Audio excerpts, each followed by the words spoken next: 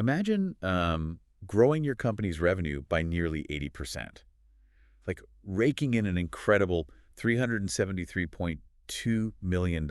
Which is just a staggering number. Right. But then you look at your bottom line, only to see your net profits have, well, almost entirely vanished, like down to a rounding error. Yeah. That is the exact mathematical paradox Yeah. that's sitting inside Tokyo Lifestyle's fiscal year 2026 financial report. It really is wild. I mean, it fundamentally breaks the basic assumption we all make when looking at a business, that more sales automatically equals more money in the bank. Exactly. You see a top line exploding like that, and you expect a parade.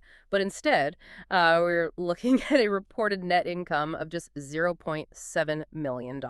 Welcome to today's deep dive. We are stripping this financial paradox down to the studs for you. Should be a fun one. Oh, absolutely. And for those of you who might only recognize the name Tokyo Lifestyle from like a storefront while visiting Japan, we really need to completely reset your expectations here. Yeah, they are not just a regional retailer anymore, not even close. No. We are talking about a massive global distributor. Yeah. They're moving high-end Japanese beauty products, health goods, and honestly, some of the most sought-after luxury collectibles on the planet. Right, think Pokemon cards. BE at our Breeks. Yeah, exactly. The kinds of cultural exports that just drive frenzied international demand. Oh, totally. So our mission today is to decode how this company engineered a deliberate, massive transformation of their entire corporate identity and, why they were willing to temporarily tank their own profitability to actually pull it off. Well, to crack that code, we can't really start with the missing profits. Right. But profits are just the symptom. Exactly. The only way to understand the evaporation of the bottom line is to look at the sheer violence of their top-line expansion. I mean, that $373.2 million in total revenue, that represents a 77.6% jump. Which is just astronomical for physical goods. It is. And you don't achieve that kind of scale by, simply optimizing foot traffic at your existing physical retail stores. Yeah.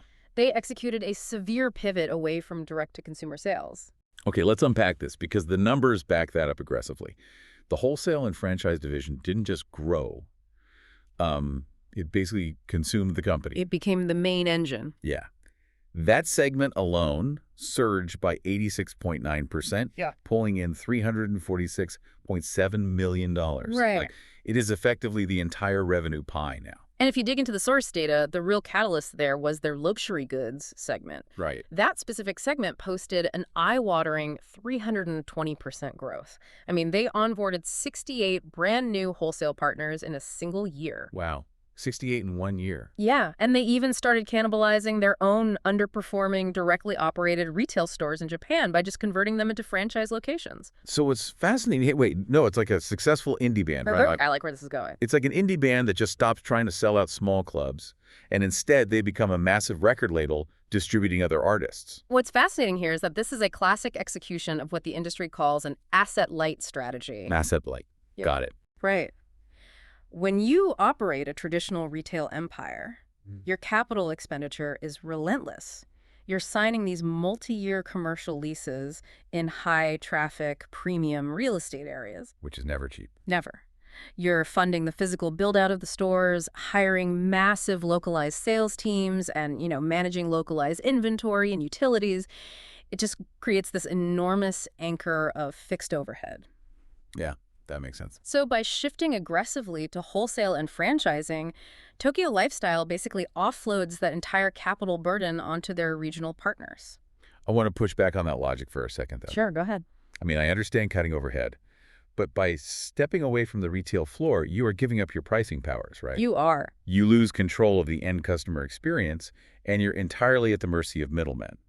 Usually, brands fight tooth and nail to own that direct relationship with the consumer. So to proactively surrender it, well, it seems like a dangerous concession. It is a concession, absolutely. But it's one made in exchange for sheer velocity. Velocity. Yeah. Think about the macro environment for Japanese cultural exports right now. The global appetite for Japanese luxury goods, cosmetics, and collectibles is surging. Yeah, everybody wants them. Right. And this is partly driven by international market dynamics and currency valuations. Yeah.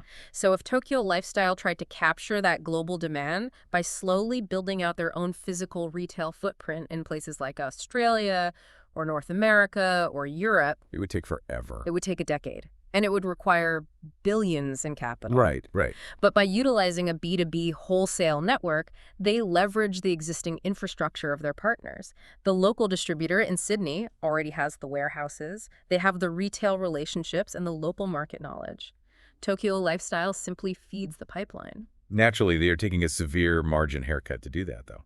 I mean, they aren't selling at retail prices anymore. They're selling at wholesale discounts, so the partner in Sydney can also make a profit. Exactly. Everyone needs their cut. And we see the immediate casualty of that strategy in the gross margin, which actually dropped by 3.9 percentage points down to a rather slim 7.5%. Yeah, that margin compression is basically the inherent cost of the asset-light pivot. So what does this all mean? Isn't a shrinking profit margin usually a giant red flag for investors? Like, if you're making less profit on every single luxury bag or bottle of skincare you sell, aren't you just running faster on a treadmill to stay in place? It can look that way, sure, but they're making a calculated bet that the massive volume and velocity of the B2B channel will completely overwhelm that unit economics penalty. Pure volume. Exactly. If you're making less profit on every individual item, the only way to survive is to pump massive volume through the system. And the raw dollars prove that their bet is paying off. Because the total profit still went up. Right. Even with that suppressed 7.5% margin, their overall gross profit still rose 17.5% to $28.1 million. Oh, wow. The sheer tonnage of product they are moving easily compensated for the smaller slice of the pie they take on each item.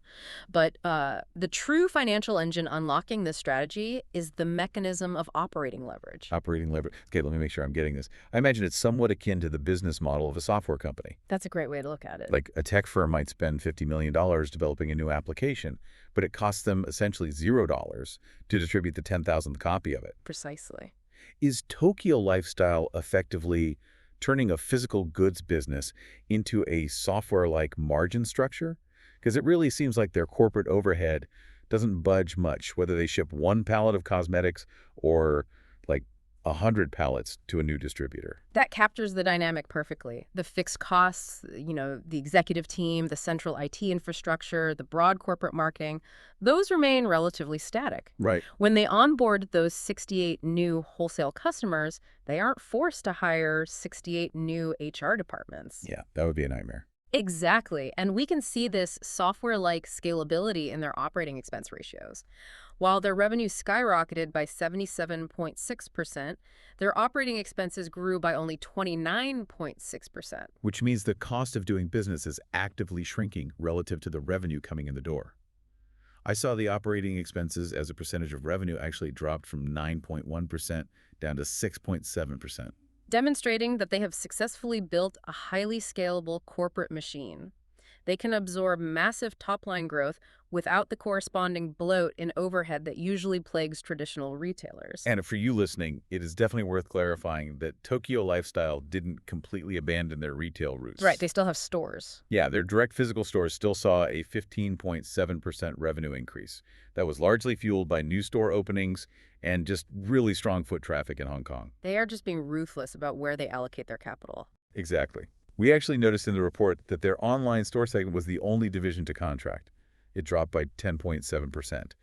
But the company explicitly states this was a proactive purge of underperforming digital storefronts, basically to stop margin bleed. Yeah, they're pruning the dead weight to ensure maximum efficiency. But wait, if the operational engine is running this efficiently, like if revenue is up nearly 80% and operating leverage is successfully keeping corporate costs in check, why is the bottom line sitting at $0.7 million? The big question. Yeah.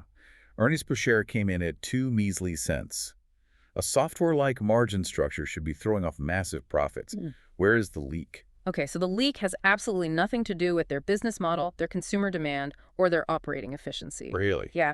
It actually stems from a ghost from 2018. The primary culprit dragging down the net income is buried under a highly bureaucratic line item. It's called additional and delinquent tax due to consumption tax correction. Wow, that sounds incredibly dense. Let's break down the actual mechanics of what happened here. To understand it, you have to understand the Japanese consumption tax system, which functions basically similarly to a value-added tax, or VAT. Okay, yeah. When a company buys goods domestically in Japan, they pay consumption tax. But if they turn around and export those goods internationally, They are legally exempt from that domestic tax. The government actually refunds them the tax they paid. Right, because the end consumer isn't in Japan, so they shouldn't be paying a Japanese sales tax. Precisely the logic. But starting in January 2022, the Tokyo Regional Taxation Bureau launched an aggressive audit into Tokyo Lifestyle's export filings. Uh-oh. Yeah, spanning from mid-2018 through the end of 2021. The authorities claim that the company's export documentation was flawed or incomplete. Wait, was it their fault? Well, the company noted these documentation errors were actually the fault of their suppliers and customers, but the Taxation Bureau didn't care. They stripped Tokyo Lifestyle of their export exemption status for those past years and demanded they pay back the taxes. Okay, here's where it gets really interesting. So the company gets hit with this massive reassessment penalty in 2023. But they didn't just roll over and pay it. No, they fought it. They took the Taxation Bureau to the National Tax Tribunal, and in February 2025, they actually won. The tribunal sided with Tokyo Lifestyle, annulled the penalty, and the company booked a $3.9 million tax recovery on their books last year. Like, they actually beat the government in tax court. They won the primary battle, yes. But if we connect this to the bigger picture, the Japanese tax code is an intricately connected web. Right. When the tribunal completely annulled that specific tax penalty for those 2018 to 2021 periods, it created a massive administrative chain reaction. How so? Well, during the years Tokyo Lifestyle was fighting the penalty, they had been filing subsequent tax returns under the assumption that the penalty was valid. Because of that assumed financial hit, they had legally claimed certain downward tax adjustments, essentially leniencies on other parts of their filing. Oh, I see. It's like successfully fighting a massive $5,000 speeding ticket in court. Okay, let's hear it. You hire a lawyer, you argue the mechanics of the radar gun, and the judge completely throws out the ticket. You celebrate your win. But as you were walking out of the courthouse, the clerk flags you down and says, "Hey, since we just wiped that penalty from your historical record, it turns out your income bracket shifted for the last 3 years, and that low-income tax credit you've been taking is no longer valid. Here is a retroactive bill for everything you now owe us." That is a painful but highly accurate analogy. By invalidating the original penalty, the tribunal inadvertently wiped out the legal basis for the downward tax adjustments the company had enjoyed in the interim. Ouch. Yeah. Tokyo Lifestyle was forced to reinstate those older liabilities to their original amounts. This triggered a $2.2 million hit this current fiscal year in additional consumption tax and related understatement surcharges. And when you stack that $2.2 million historical anomaly on top of the genuinely higher current income taxes they owe just from growing their revenue so much, it mathematically wipes out the reported net income for the year. Exactly. And this is a vital framework for analyzing financial statements and a crucial takeaway for anyone trying to understand earnings quality. You have to strip away the statutory noise. Right. If an investor only scans the headline net income, they see a failing business. But when you look at the mechanics, this profit drop tells you absolutely nothing about the underlying health of the enterprise. It is a retroactive, non-operational accounting recalculation based on paperwork discrepancies from over half a decade ago. So the operational engine is perfectly healthy. They just hit a massive, unavoidable historical pothole that damaged the suspension for one fiscal quarter. Yep, the underlying business is completely intact.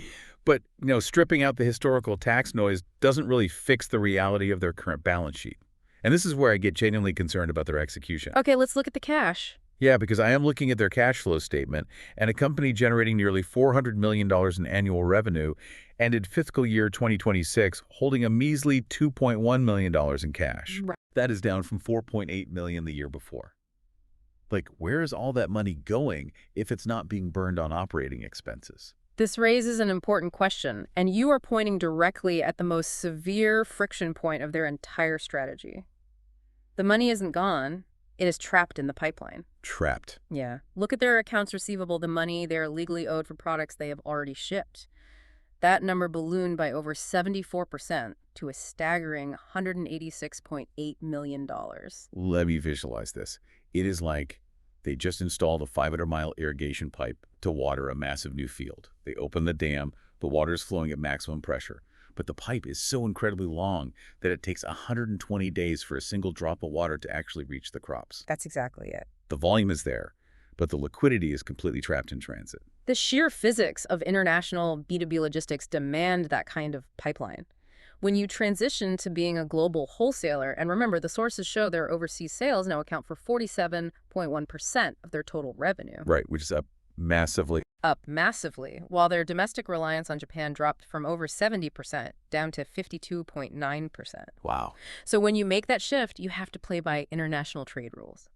You are loading shipping containers with millions of dollars of luxury goods in Tokyo. Those containers have to cross the ocean, clear international customs in Australia or Hong Kong, and be received into partner warehouses. And those local distribution partners, they absolutely refuse to tie up their own cash while the product is sitting on a boat for a month. Exactly. Nor will they pay the moment the goods arrive. To land massive, high-volume wholesale contracts, Tokyo Lifestyle has to offer aggressive credit terms. Net 60, net 90, sometimes net 120 days. Sheesh. They hand over the inventory now, allowing the partner time to sell it to the end consumer before the invoice even comes due.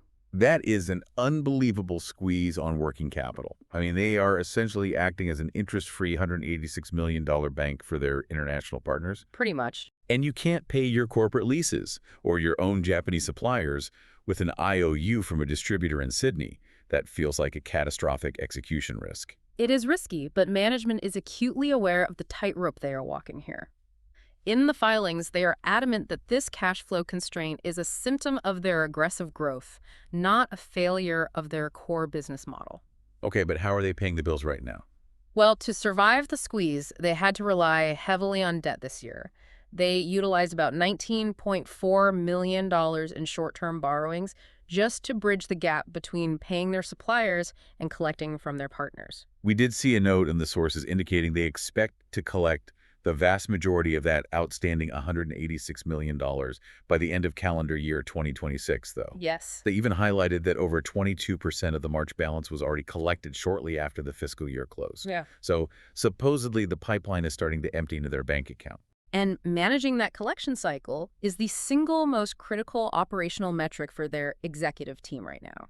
They traded the immediate liquidity of a retail cash register for the massive structural scale of global distribution. Right. The strategic pivot was successful, but the toll is this temporary, severe working capital drought. It is a phenomenal balancing act. So bringing all these threads together for you, Tokyo Lifestyle has completely re-engineered their corporate DNA. Completely. They look at a highly profitable but, slow-growing physical retail model and decided it just wasn't ambitious enough. They transformed into a hyper-efficient, asset-light distribution powerhouse, moving massive volumes of Japanese culture across the globe. And it worked. It did. To secure that international market share, they willingly swallowed lower profit margins, absorbed a bizarre historical tax anomaly that zeroed out their net income, and basically stretched their cash reserves to the absolute breaking point. They proved their operating leverage works. They proved the global demand exists. Now they just have to survive the wait for those invoices to clear. Which sets up an incredibly provocative scenario for the near future. It really does. If their projections are accurate, and that $186 million in accounts receivable turns into liquid cash over the next few quarters, the board is going to completely change. Tokyo Lifestyle will suddenly be sitting on a massive war chest of capital, operating a deeply entrenched, highly efficient global B2B pipeline. And the strategic question you have to ask yourself as you watch this company going forward is, how do they weaponize that cash? Yeah, what's the next move? Do they deploy it offensively, acquiring independent brands or maybe creating their own high-margin proprietary products to push through this massive, frictionless global network they've built? That would be huge. Or does constructing such a perfectly optimized, wide-reaching wholesale pipeline make Tokyo Lifestyle the ultimate turnkey acquisition target for a global retail giant, someone who wants instantaneous dominance in the Asian and international luxury markets? They built the highway, now we wait to see who gets to drive on it. Beautifully said. A brilliant question to leave you with. Thank you for joining us on this deep dive.